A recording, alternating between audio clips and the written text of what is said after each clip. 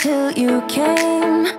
Cantik dan punya tubuh indah, itulah sosok Jessica Mila. Namun siapa sangka jika di balik kesempurnaannya itu, Jessica ternyata mengalami kelainan tulang belakang atau dikenal dengan nama skoliosis. Kondisi tersebut sudah dialaminya sejak ia duduk di bangku sekolah menengah pertama.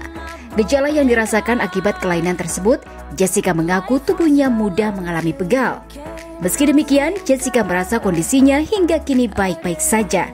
Dan untuk mencegah rasa sakit di tulang belakangnya kambuh, si cantik satu ini hanya perlu menjaga pola makan, pola tidur, dan rajin berolahraga.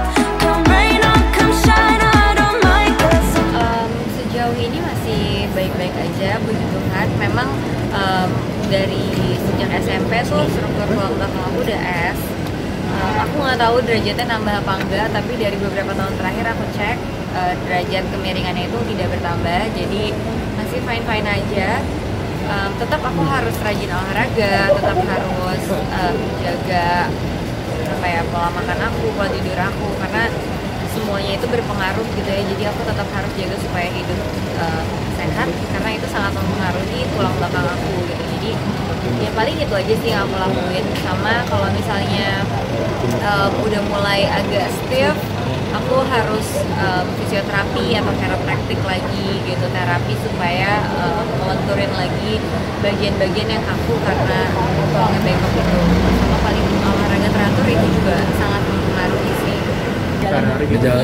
Gejalanya adalah suka pegal badannya, di bagian tertentu tuh suka sakit, terus apalagi ya, sebenarnya karena tulang belakang itu pusat semua syaraf, jadi tergantung kayak dia kenanya ke bagian syaraf yang mana gitu. Jadi setiap orang tuh beda-beda. Ada teman aku yang dia suka sesak nafas jadinya, ada yang jadi gampang migrain, ada yang jadi gampang pegel-pegel tangan sebelah kanannya atau kaki sebelah kirinya gitu. Jadi memang setiap orang beda-beda. Kalau aku yang aku rasain sih lebih ke sakit di bagian tertentu di punggung aku aja sih gitu. Jadi kalau misalnya aku berdiri terlalu lama atau duduk terlalu lama itu jadi pegel banget gitu.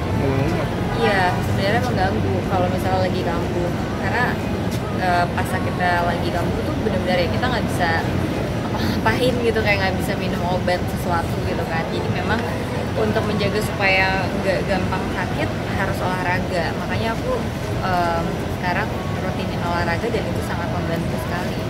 Keturunan nggak sih?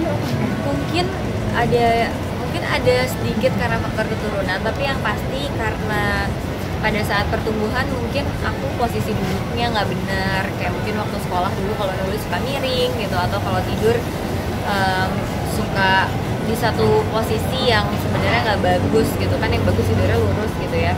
Atau bisa juga karena sering bawa beban, misalnya bawa tas di sebelah kanan terus-terusan, jadi lama-lama dia kayak bengkok gitu. Kalau sembuh total itu sebenarnya mungkin, tapi memang harus rutin banget terapi, dan harusnya aku pakai ada bajunya gitu yang bisa bantu untuk ngurusin. Tapi bajunya itu berasnya itu harus dipakai kalau nggak salah 22 jam setiap hari gitu. Jadi ini agak susah ya kalau misalnya sambil syuting gitu kan, bajunya kan nggak semua tertutup gitu, kadang pakai baju yang agak fit badan pasti kelihatan banget gitu, jadi nggak mungkin. Jadi untuk sekarang aku masih belum melakukan itu, paling ya itu sih tadi terapi sama olahraga aja. Kalau sepeda sebenarnya nggak ada hubungannya sih. Olahraga yang bisa membantu supaya nggak kambuh itu kayak olahraga yang yang ada stretching gitu, kayak misalnya pilates, yoga, berenang, itu bisa sangat membantu, atau functional training gitu yang ya ada pergerakan di bagian badan. Sedangkan kalau sepeda kan badannya nggak terlalu banyak bergerak gitu, jadi sepeda sebenarnya nggak terlalu membantu. Cuman aku lagi suka sepedahan karena ya awalnya diajakin sama teman-teman, terus nyobain sekali, ternyata seru juga, dan akhirnya jadi suka deh. Pakai pen, iya. Jadi sempat waktu ke dokter disarankan untuk operasi untuk pakai pen, tapi aku nggak mengambil solusi itu karena ketika udah pakai pen pasti jadi badannya tuh jadi nggak fleksibel, aku jadi terbatas melakukan olahraga pastinya, terus jadi kaku dan recovery juga lama sekali gitu, jadi aku nggak ngambil solusi itu. Iya, resikonya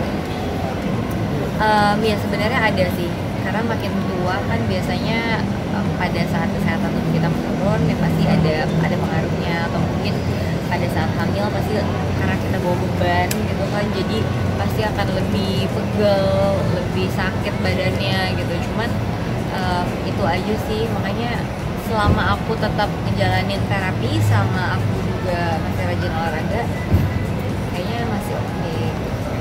Air putih sih emang penting banget sih untuk kesehatan kita ya, jadi emang harus gitu.